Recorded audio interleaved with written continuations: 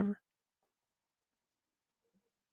Oh, and welcome to the Part-Time Nerd Podcast with me, your host, Alan. And joining me today is one Mr. Rapid Dave. How are you doing, buddy? Getting better by the minute. When that You music know, doesn't go off, I get so excited. I don't know what happened. It closed on its own or something like that. I don't know, man. This is awesome. But here we are, continuing through our Trevor Trove of Christmas movies. We're starting with the first in the trilogy of the Santa Claus. This came out in 1994. Got a 6.5 on IMDb and 72% on Rotten Tomatoes, starring the great Tim Allen. And let's not forget the unheralded hero of this movie is the great Judge Reinhold. Like, anytime you have him in a movie, I'm in. Like, that's just all there is to it.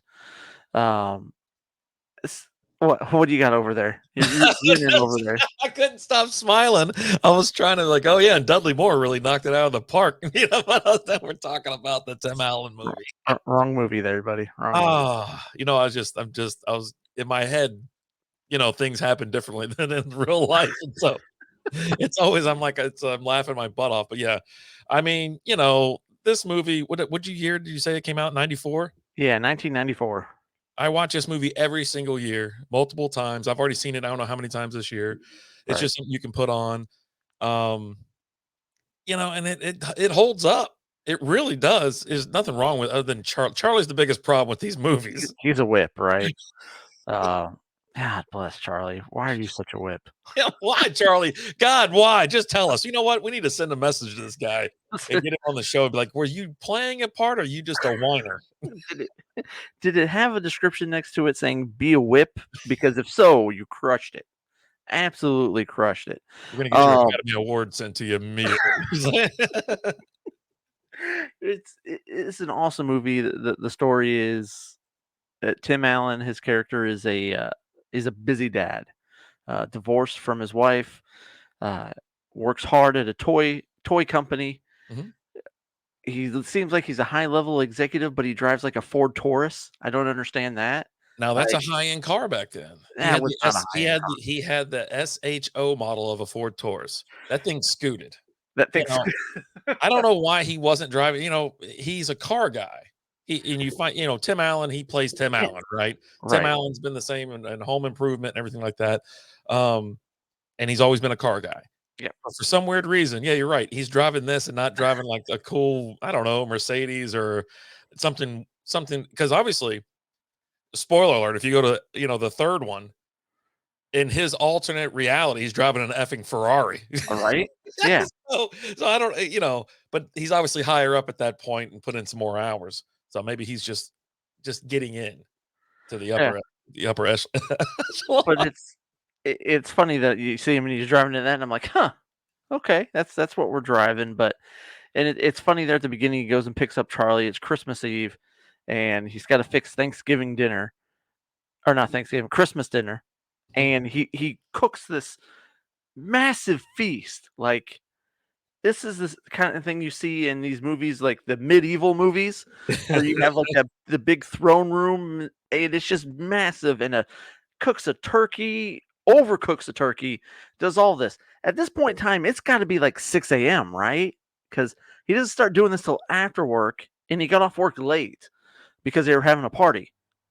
So, but then he just goes to Denny's, where all the other single dads are. Why all the single dads got to be at Denny's?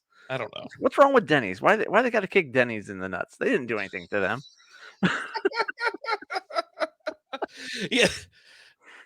Whatever. You know what I mean? But yeah, he obviously didn't prepare the turkey. He was like, you know what? 4 hours. You know what I'm saying? Yeah. So yeah, I end up at Denny's with all it. That is a weird part of that movie. And I'm like, my dad and mom split up when I was young, but I never spent a Christmas at Denny's. No. Well, my dad, obviously, I have a stepmother as well, and she's a hell of a cook. And so yeah, we never went to Denny's. It was the only place open back then, I guess. This is 1994. You didn't have a lot of options, I guess, on Christmas Eve. You know what? Where I've spent a Christmas before? I've spent a Christmas day, actually Christmas night, at a Waffle House recently. Like, we, it's Christmas Day. You open presents and all that kind of stuff, and you've had like the big dinner already the night before, and then the kids are all scattered going to their in-laws and things like that. And so we're just, me, Lizzie, and Tyler are just hanging out. We're like going to look at Christmas lights at Vitruvian Park. And as we're driving back, I'm like, y'all hungry? And they're like, yeah. I go, the whole place opens like Waffle House. You want some Waffle House? And those two nerds love Waffle House. I don't like it. It's like everything's sticky, but I love the food. I do because they got some damn I don't know what they're doing back there, but you They're can doing see something right, is what they're doing. it. So we just stopped in, left a big old tip too. Thank you so much. It's a nice lady. You always get nice service out there. But yeah, it was like that was one of the weirdest times ever. I was like, huh, Waffle House on a Christmas night. It's like Could be worse. I'm telling you. You got Santa falls off the roof, which that fall wouldn't have killed him. Like, let's be fair, it Oh, wasn't that high, and he fell into a huge bed of snow to kind of cushion his fall. So I he's don't know. not dead. There was some Sounds extra sus. foul play. Sounds sus. Mhm. Um, and then next thing you know, he's Scott Calvin. He's now Santa Claus. Can you imagine how Uh, easy that is? Like even the kid brings it up. He goes, "So if I want to be Santa Claus, all I gotta do is throw you off a roof." And and then apparently that's all you gotta do, just goose him, that's and he it. slips off the roof. And so you got this whole thing, and like you tell him, hey, you got a big year coming up, blah blah blah. You have a year to get your affairs in order, all this stuff. Go ahead and get yourself a good night's sleep.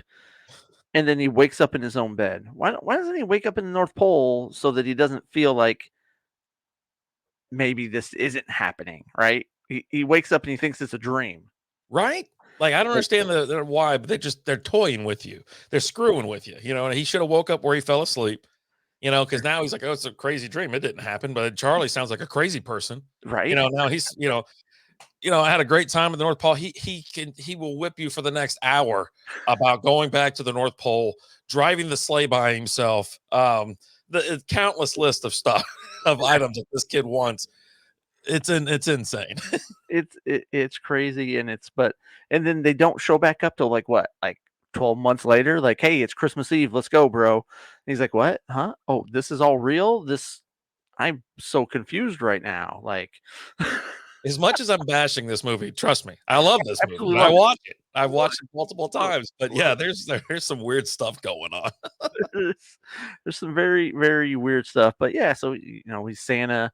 Of course, his ex-wife and her, are they married in this? Husband, I think so. Um, yeah, they're married. Yeah. Husband Neil. Yeah, yeah, yeah, At this yeah. point in time, Neil is he's kind of a dick. Um, Well, he just kind of he's raising the kid. He's yeah. there, raising Charlie or whatever, and then What? Scott's out there gallivanting around, peddling children's toys. Yeah. Well, what's so wrong about Charlie believing in Christmas and Santa Claus? Like, These two, yeah, this pair they're a match made in heaven. They want to crush children's dreams. yeah. You usually don't release that type of information. I don't know. I don't know at what point do you have that Was, talk with your kid? I don't know. was it Neil said he was 3 when he found out Santa wasn't real because he didn't get a weenie whistle?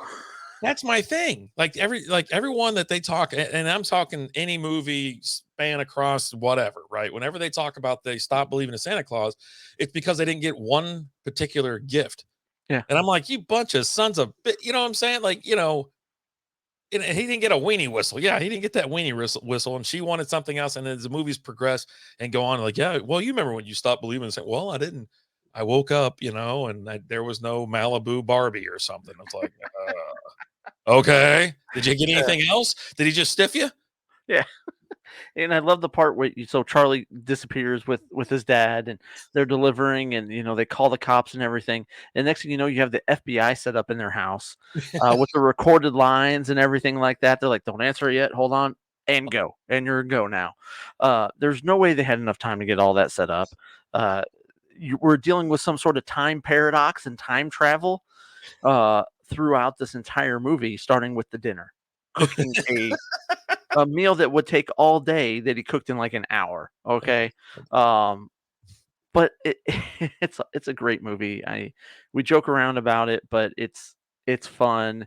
It's holidays. I think of the Christmas season when I watch this, and it's the one you can sit down, watch with your kids, have fun.